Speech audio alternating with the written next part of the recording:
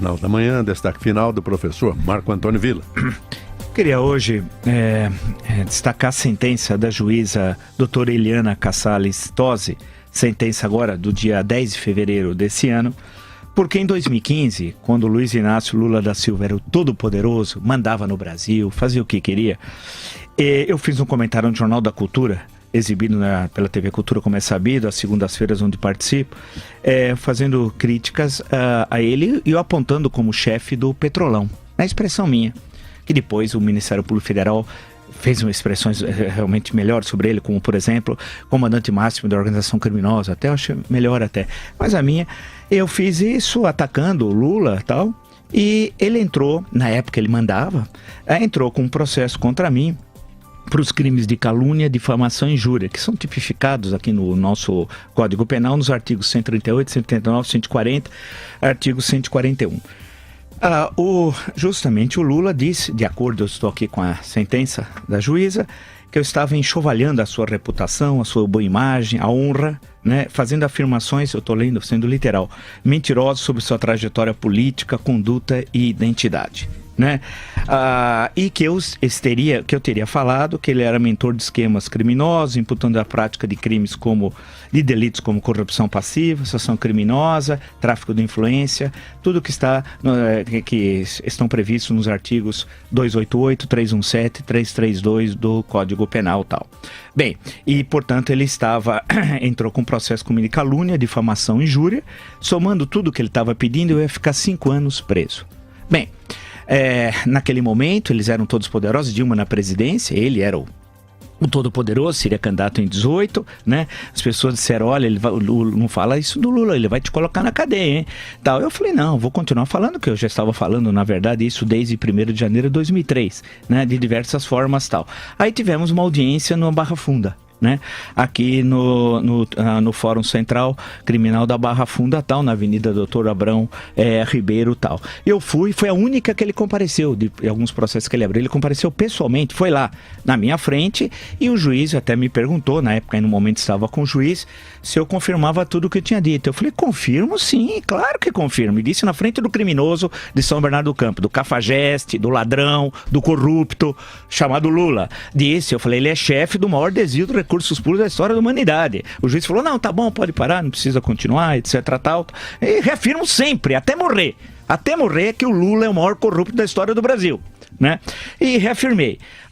Fiz a minha defesa, coloquei testemunhas, o que é curioso é o seguinte, e a juíza na sua sentença, ele não colocou nenhuma testemunha. Ele diz a juíza até, assinale-se desde já que não consta no pedido inaugural a pretensão de oitiva de qualquer testemunha, vale dizer, a tese acusatória não contaria com absolutamente nada em termos de prova oral, acaso fosse designada audiência de instrução.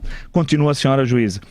Em suma, nada seria acrescentado para reforçar a tese acusatória, registrando que somente a defesa do querelado arrolou testemunhas de resposta à acusação. Sim, arrolei mesmo, né?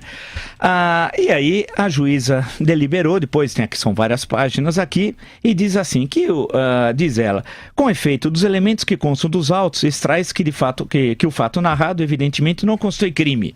Ainda que a fala do querelado, ou seja, eu, Marco Antônio Villa, tenha conteúdo mordaz, podendo se enquadrar dentro do direito de crítica e exercício da liberdade de expressão e opinião.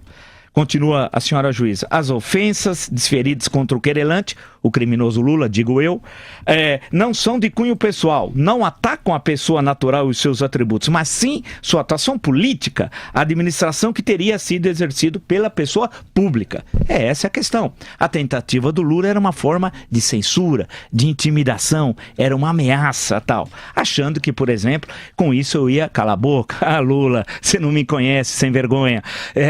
Eu vou falar até o final dos tempos e ainda vou vê-lo preso em regime fechado em Presidente Bernardes, que é um lugar para criminosos como você. Volto à sentença da senhora juíza do dia 10 de fevereiro desse ano. Ela faz uma série de considerações, né?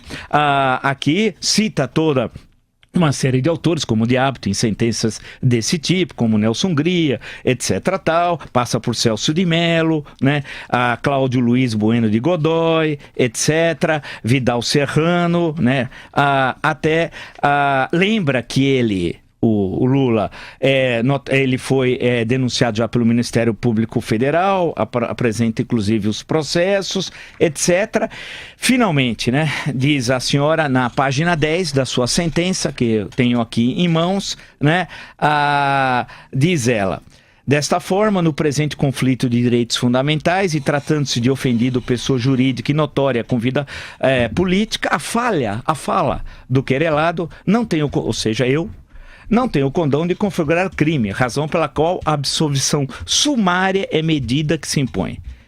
Conclui a senhora juíza, a doutora Eliana Casale Tosi. Ela conclui: diante de todo o exposto e o mais que dos autos consta, absolve sumariamente o querelado Marco Antônio Villa.